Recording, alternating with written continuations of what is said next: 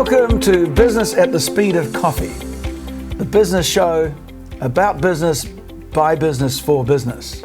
I've been thinking for some time, from all the travelling I've done over the years, and left my luggage on a conveyor, wondering what happened to it.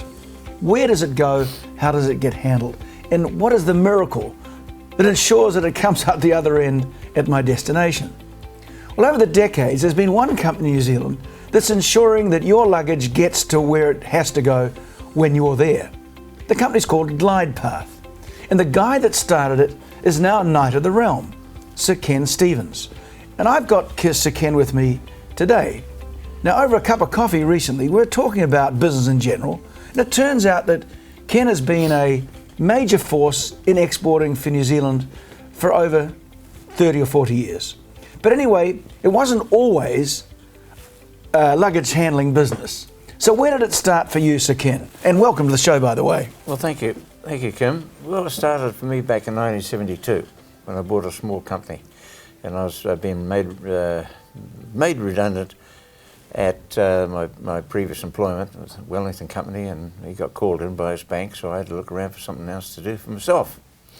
So I bought this small company with 5 men and 5 comma trucks to keep 2 on the road at any one time. Doing what? Doing maintenance and metalwork and things around town, anybody's roller doors or anything that wanted cutting and welding and painting and reinstalling and that sort of thing. Were you an engineer? Yeah, I'm an engineer, yeah. Okay. Yeah. And that company was doing quite a bit of work out at the jet base at Auckland Airport for Air New Zealand and for airlines and indeed the airport company in those days, which was government owned, as you might recall. So your entry into luggage handling, we'll talk about that a bit later, was actually to the maintenance of equipment. Exactly, yes. Okay, so how did you see an opportunity to start your business? Well, Air New Zealand wanted a conveyor that would go around the corner. And so we developed, from some pictures I had and some newspaper magazine clippings, we designed this, we got the concept and we designed our own 90-degree belt bend. And when we got that right, it took a bit of getting right, I might add, but when we got that right, that opened the door to us for airport baggage handling systems. And because you have to go around a lot of corners and bends for that. And that was really the start of us being able to offer a small system. So weren't there people all over the world making bends for luggage handling? Well, no, there wasn't, as a matter of fact. There was a couple. There was one in Canada and one in Europe, and they were both quite different to what we were doing. But subsequently, you went from bends to full handling systems, is that right? Yes, yes. So we'll come back to the process. So today you're offering, what, a full baggage handling process, is that right? Yes, that's correct. Does that include what they see on the computer screens and so on? Yeah, it does, and it includes baggage systems that up to 6,000 bags per hour. It's a lot of bags. So where would I in the world see your equipment operating today? Well, Auckland and Sydney and Christchurch and Melbourne and Brisbane and Lima? Vancouver and Lima in Peru and Santiago in Chile and about 150 or more sites in the USA and about close to 100 in Canada. Oh, wow. So it's gone everywhere. Yeah. So, and there must be a lot of envious luggage handling makers elsewhere in the world. What is the point of difference that's given Glidepath this route to market now in so many places around the world? I think what we tend to come back to all the time is that we're the can-do guys. We can do it, and we will do it, and we won't walk away from it. But what is the big one, the big kahuna that you're proudest of? Well, yeah, that's interesting because that was shrouded in the disaster of 9/11. Oh, really? And on the morning of that disaster, we were in an industry convention in in Montreal, and not very far away from New York at all. And we were handed a contract, the biggest contract we'd had in our lives, was about 25 million at the time. Good heavens. Yeah, and when we got home, we about a week after that, we said, we better have a look at the foreign exchange and see what's going on there. We were 800,000 in the hole. And we from the pricing? Yeah. We hadn't even done a stitch on the job. So that was a sobering moment. So It was a very sobering moment. Yeah. And you were able to recover from that somehow? Well, in good old Kiwi parlance, sometimes do nothing is a great strategy, and we did nothing. And about a week and a half later, the currency swung back, and we said, "Snap!" And we're even. And we took our cover, but that was a marvellous contract because it got us noticed in North America, particularly for bigger contracts.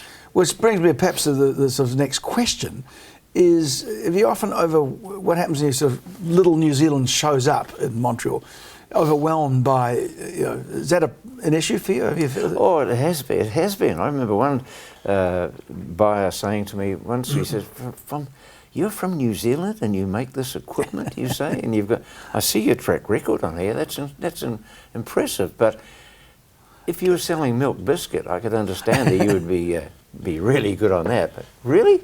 And so, how do you overcome that to build the credibility that overcomes that kind of patronising attitude, if you like? The only way we've known and the only way we've gone about that is through our track record.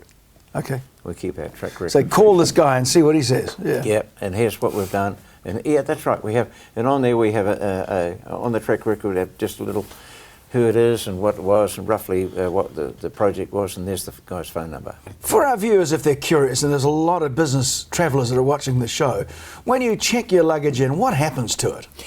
Well, that's a good point. There's, more and more we're reading baggage from the check-in area, and there's systems around that can take your photograph and match you with your baggage. Oh, really? Through facial recognition and all those kind of great things that you're able to do with computers these days. Yeah, and then it's measured as it runs out to the back of the airport for sortation. So it's sorted into categories for where it's going. It's not that complicated, and the machines do a good job, I've got to say. Yeah. They do a really good job. I think the frailty of it is still the human element. The bag's not tagged properly. The bags are put aside for another flight or for an interlining flight, going to another terminal in big terminals like Miami, for instance, which is difficult, and Los Angeles is another difficult spot.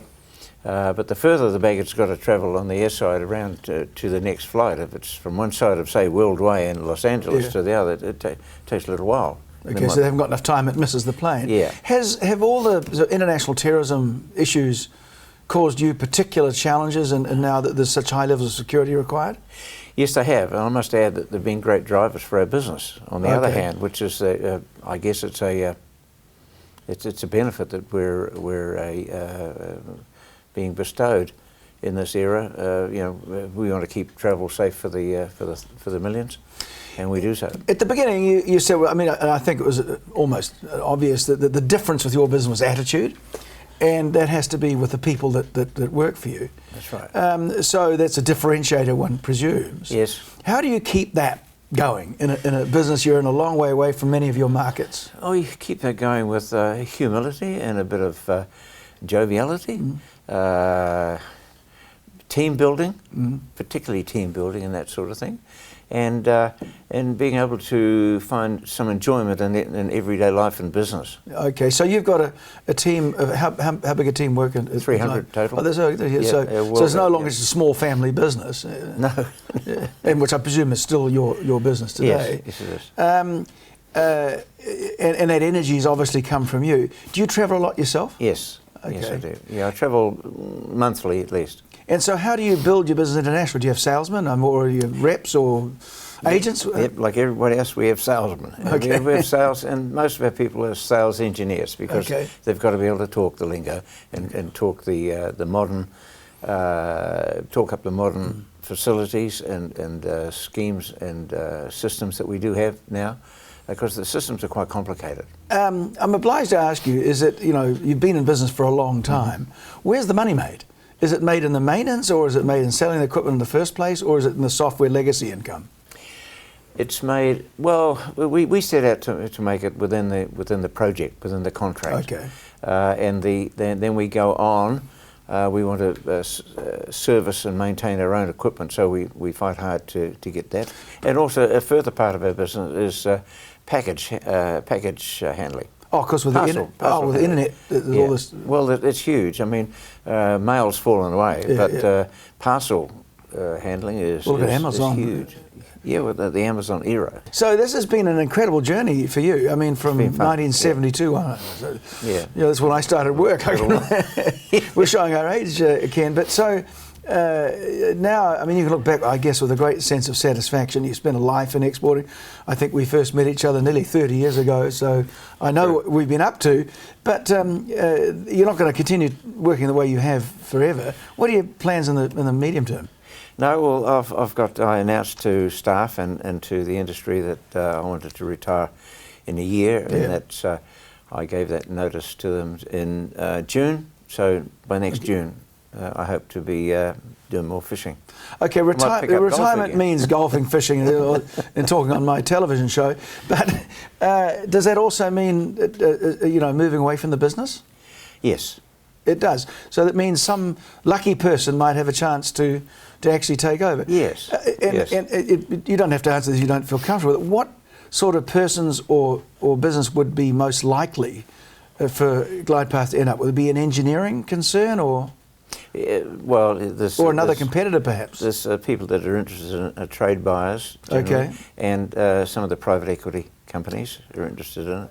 Yeah, well, of course they would love to, but it's not. I wouldn't have thought it would be a consolidation opportunity, because this is a specialist, innovating of engineering business. Yeah, it is. And one would hope somebody in New Zealand might be interested in. That would be nice. Yeah. May I ask how deep the pockets need to be? Can't tell yet. We haven't had the indicative It hasn't been offers valued yet. Okay, yeah. I imagine it's substantial. Well, I wish you all the very best with the sale process. You've obviously given yourself a timetable, and I know that it's an incredibly good business. So I'm sure there'll be lots of interested buyers. Ken, what has really 40 years, a long career and a long time to have your own business anywhere in the world. What is it that keeps you motivated for so long? To be so successful over such a long period? Well, our industry is growing. I mean, it was nothing when I started, and the wide-bodied aircraft came along and made it quite a viable industry, and travel for the average Joe Dokes on the street. It was capable, but what has turned me on over the years is that stepping up into the technology space and doing a good job there and hitting the button and making it project run on day one, that's great. And being able to beat bigger companies out, like the Siemens of the world, and people like bit of competitive edge I see here. Yeah, we're gnarly. And it's great to win. Yeah. And it's great to be successful and deliver that project on time and on budget. And you've done it for 40 years. Done it for 40 years. But another part of your life in the last 40 years has been exporting, and I know that I think the knighthood was in part because of your service to export. Yeah. Tell us a little bit about what you see in New Zealand's exporting scene.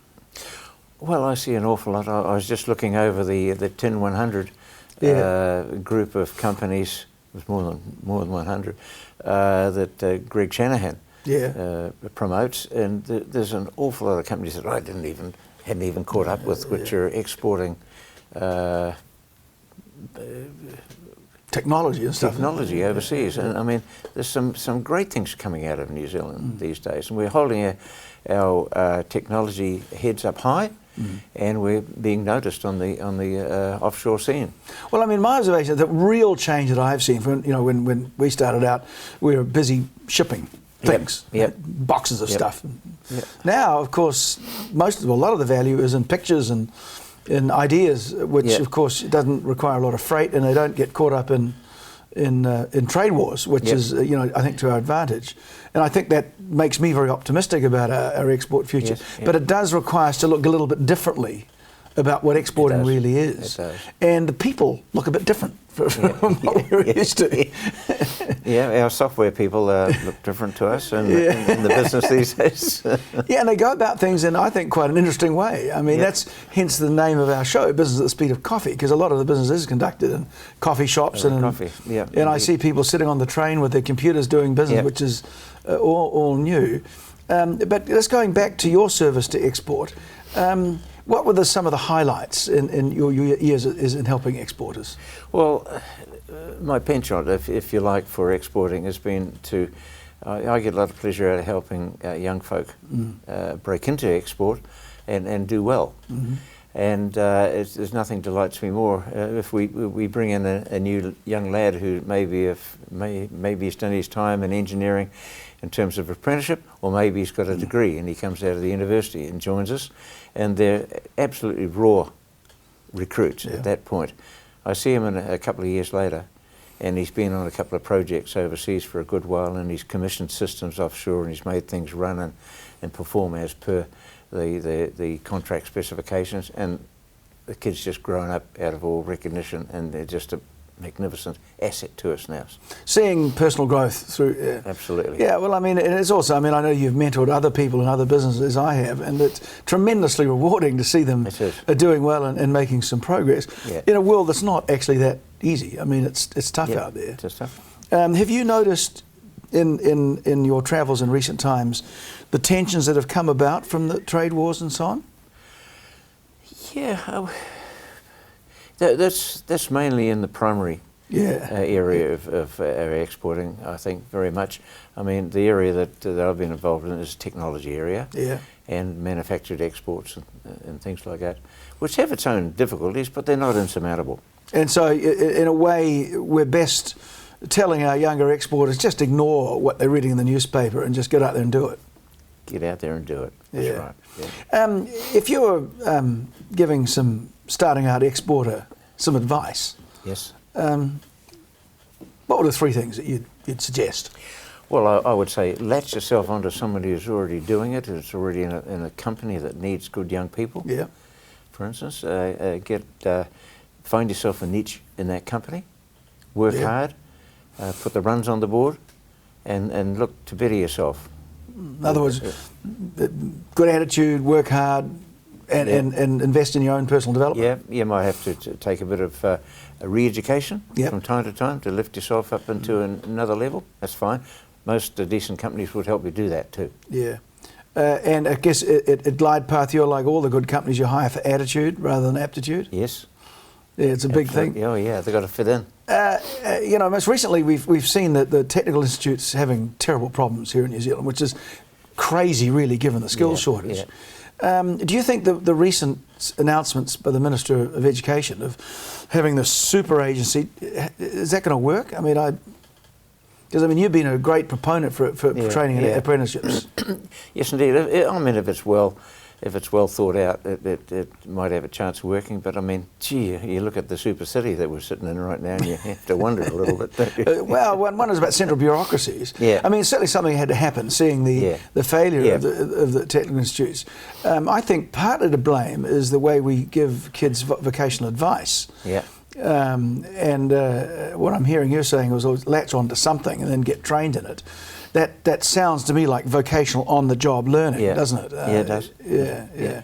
I think that there's a great case for kids to get out in the market and get themselves a job and then go and get their more senior education. That's the Swiss approach to things. Yeah, that thing. I think there's a lot in that.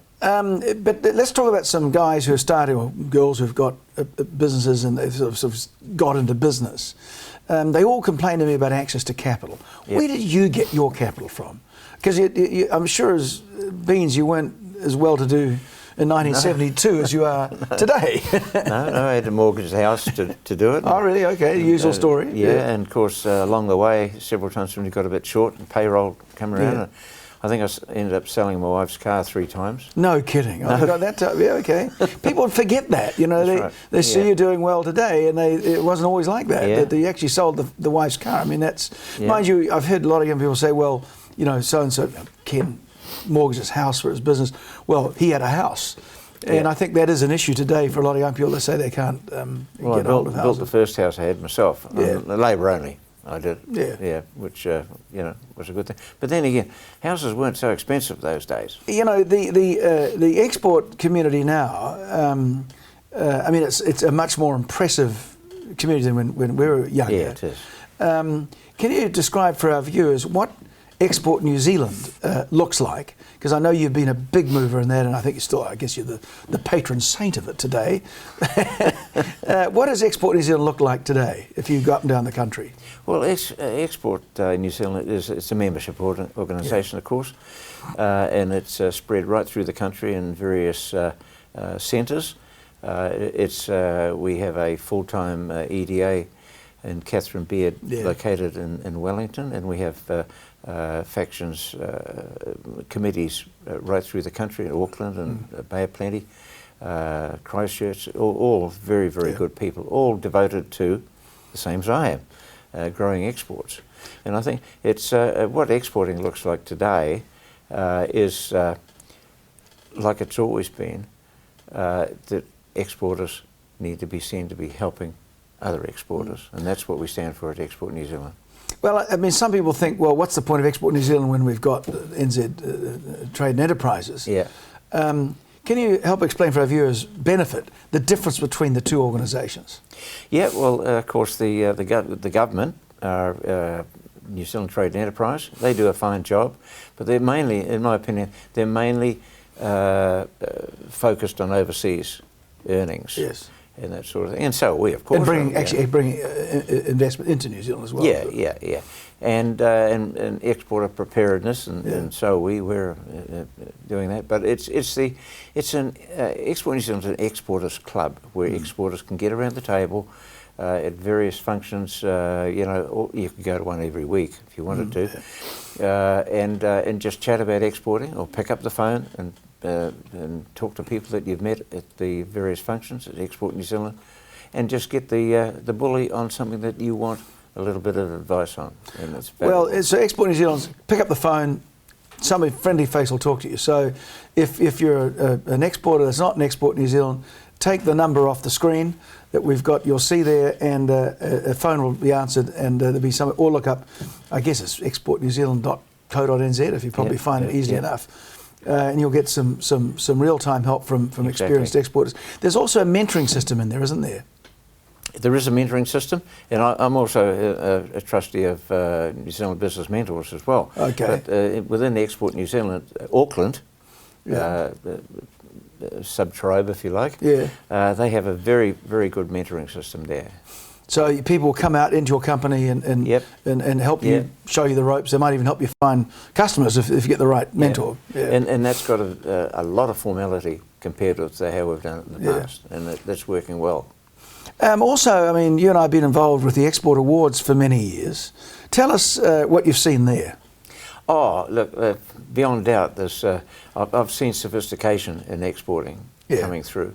It used to be, I remember when way back in time, when we had the headquarters in Ellerslie, we had role playing for starting to do business in manufactured exports in the Middle East. Yeah, and we dressed up and I remember the turbans. These days, there's a lot of sophistication amongst our exporters and how they're tackling their markets, and it's a great organisation because people actually want to pass on their knowledge to others. So in the awards, there's large, medium and small innovation categories. My observation of that is that you've got people have a chance to see in real time what they've done, and I think, you know, if you want to be inspired, you just have a look at some of the amazing things some of those people have done. But big and small, actually. That's right. And I've also been a bit disappointed how we criticise some of our bigger exporters like Fonterra, when actually a lot of the work they do is pretty absolutely amazing. It is. And you know, I think, well, and you know, we are a long way away. Do you feel, with the benefit of hindsight, that the distance that we are from market is a psychological problem more than an actual one? It's only psychological. Yeah. It's not actual. I mean, I jump on a plane and tomorrow morning I'm in a different market. Yeah. I'm in Singapore or Hong Kong or... These days it's one stop, isn't it? No trouble. Yeah. No problem. Yeah. And of course, with the internet, you're there immediately anyway. That's right. Yeah. And you got hardened old exporters like me who've learned to travel on these long hops and just jump off the plane and go to the business. I can't believe some of these guys get off the plane. Oh, I have to have 2 days off to, you know. That's if you're going to be an exporter, you have to have a tough stomach. You do. Yep. And you have to be able to sleep on a plane. That's exactly. Exactly. Well, Ken, your story is a wonderful one, really. You've taken 40 years to become an overnight success. Do you think if we were having this television show in 40 years' time, we would find other Ken Stevens that are actually now starting out? I'm sure. The people that you see? I'm sure we would. I think so. I think there's a lot of them. Yeah. And I think we need to make sure that those young people have the same determination that you've had in building your business. Parameters are still the same. We're a too small a market to grow some of the companies that we are actually growing by exporting from here. At the moment, we'd never do it otherwise. With us, I think about roughly 5 to 7% of our revenue is New Zealand based. So without your exports, there wouldn't really be a Glidepath, would there? Not at all. Not at all. So anyone interested in buying Glidepath, they're going to have to be interested in international business. Yep, and be able to sleep on a plane.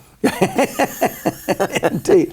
Well, I mean, the thing is that one of the things that you've got to recognise that if you're going to have a business that's going to be of any scale at all, it has to have some international component. I mean, it's as simple as that. So I would say that people starting a tangible business, what they would believe it's going to be a tangible business, need to be targeting exporting from day one.